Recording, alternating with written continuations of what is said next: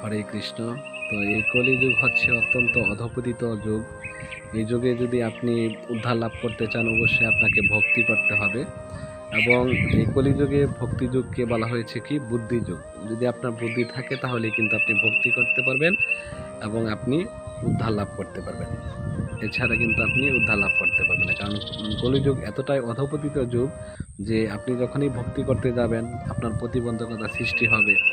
যেরকম হচ্ছে কলিযুগের একমাত্র যোগধর্ম কি হরিনাম সংকীর্তন। যদি আপনি এই হরিনাম সংকীর্তন এখনো যুক্ত না হন, অবশ্যই যুক্ত হন।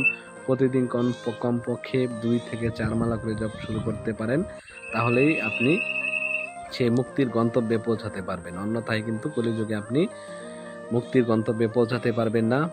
তো যারা বুদ্ধিমান তারা যেই কাজটি করবে, অন্যান্য কাজের পাশাপাশি ভগবানের সেবায় যুক্ত হয়ে যাবে।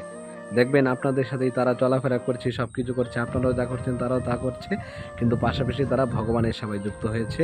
তারাই হচ্ছে বুদ্ধিমান, এবং এই ভক্তিযুগকেই বুদ্ধিযুগ বলা হয়েছে, কারণ তারা বুদ্ধি দিয়ে ভক্তি করবে। তাহলেই কিন্তু এই কলিযুগে উদ্ধার লাভ করতে পারবে। তো অবশ্যই আপনারা এখনই হরিনাম সংকীর্তনে যুক্ত হয়ে যান। প্রতিদিন 2 থেকে 4 মালা করে জপ শুরু করে দেন। হরে কৃষ্ণ।